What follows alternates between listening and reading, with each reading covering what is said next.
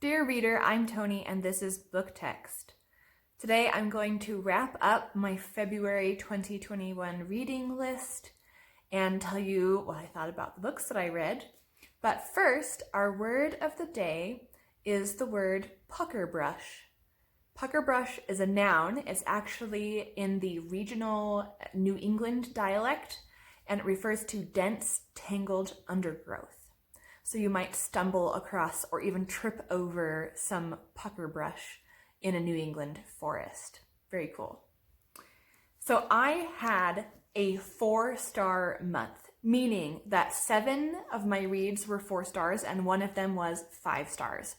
I got very lucky with the books that I selected and was able to read this month. And I actually had quite a funny reading faux pas this month. I was reading The Three-Body Problem by Cixin Liu for China, for the Invisible Cities project. And I accidentally turned my copy in to the library and they haven't found it yet. So I was not able to finish The Three-Body Problem. It was very intriguing. So I'm hoping to get it from the library, my copy back from the library, and then continue reading it. But I was not able to finish it this month. Has that ever happened to you? Because I felt really, really stupid. So I read a bunch of really good books. First up was Rose Cottage by Mary Stewart. This was kind of reminiscent of Thornyhold by Mary Stewart, which I read last year, in that I thought it was utterly charming. So this is the story of a young widow shortly after World War II who moves back to her childhood home, which has recently been abandoned, to get it ready to sell. And there's a break-in that happens while she's there, and she's trying to figure out if it's related to some family secrets. She gets to reunite with some of her childhood friends. It was, full of romance and mystery and just heart. It had such good heart. So this one was a good 4-star read for me. I also read another romance. I read Possession, a Romance by A.S. Byatt. So this is quite a hefty book. It was about a couple of scholars who are hot on the trail of some interesting new information about romantic poets. They discovered some previously unknown letters between a pair of poets a couple hundred years before them, or at least 100 years before them. And it's the story of them kind of discovering the relationship between these poets.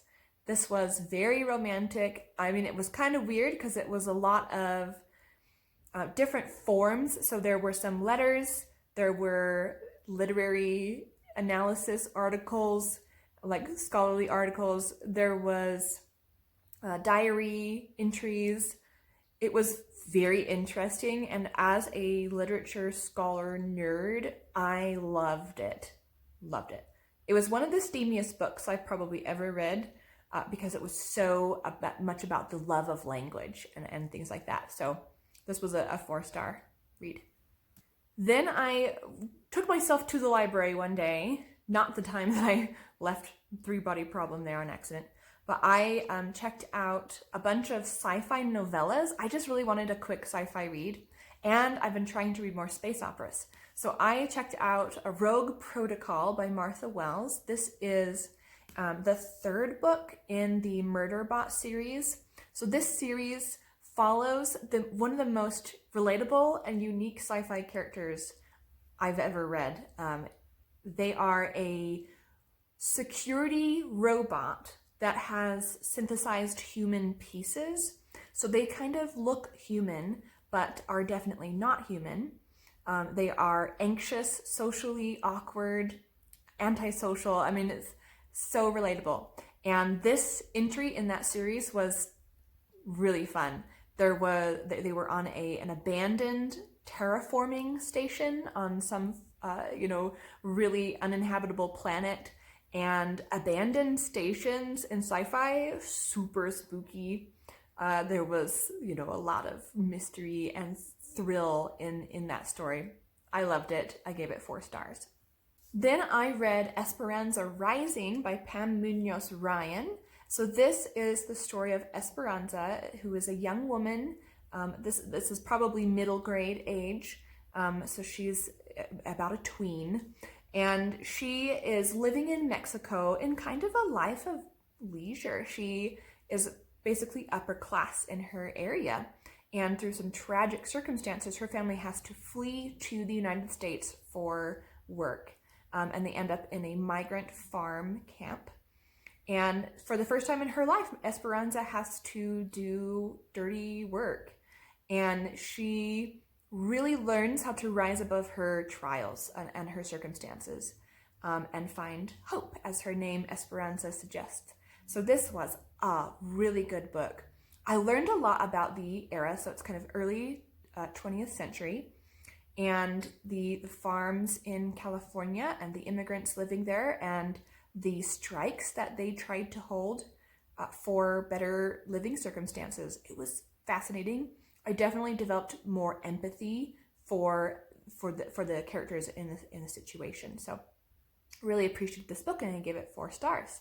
Another book that I picked up this month, I wasn't planning to pick this one up, but it came in as an audiobook in my holds, was Girl in Hyacinth Blue by Susan Vreeland. This is really interesting. It's kind of a series of vignettes about the story of one particular painting. It's a real painting by Vermeer.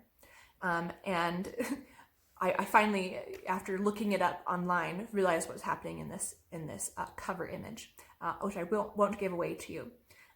But it basically looks at the different people who owned the painting or interacted with the painting, were influenced by the painting in some way, starting with modern times and working its way back through history to the origins of the painting and the woman who sat as the model. So I really loved this. I will definitely be reading more Susan Vreeland. She's written a lot of kind of art-related novels. This one broke my heart and mended it again. I really loved it. 4 stars. Then I continued my hashtag 2021 Thomas Hardy read along, and the read for February was A Pair of Blue Eyes.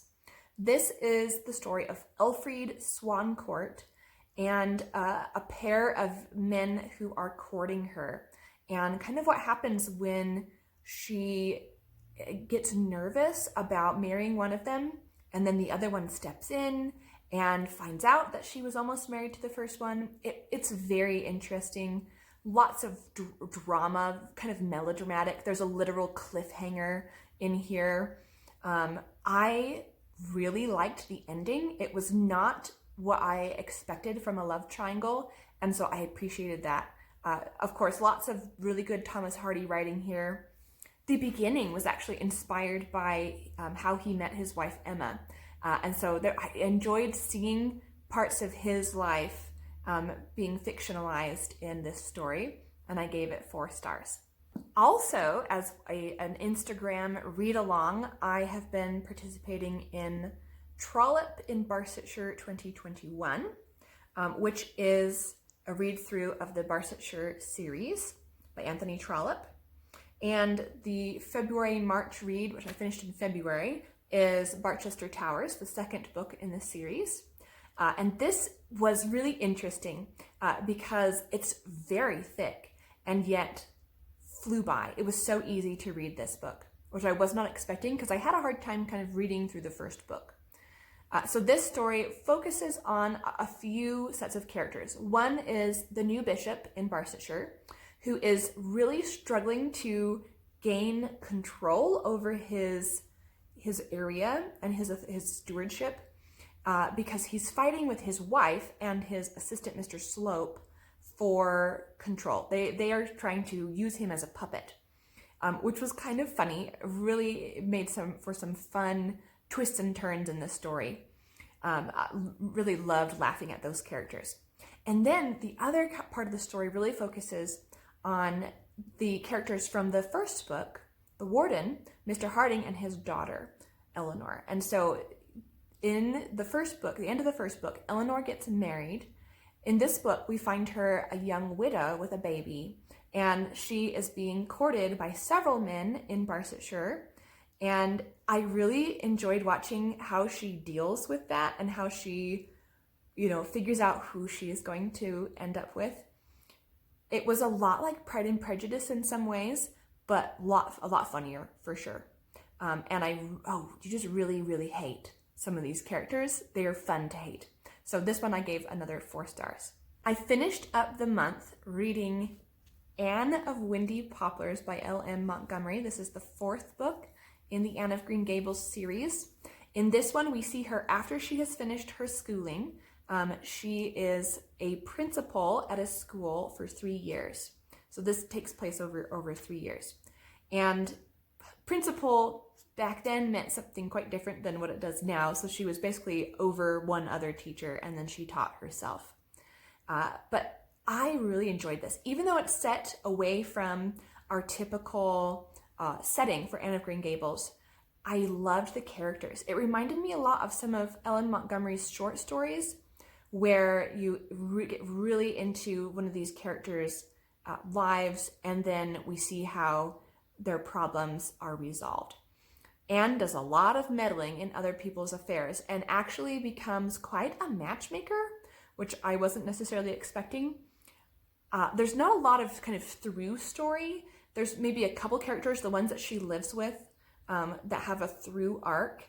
Otherwise, it's a bunch of vignettes about the people that she meets in Windy Poplars and how she changes their lives for the better. And I know I've been changed for the better by Anne, and it was just a pleasure to watch other people experience Anne in that way.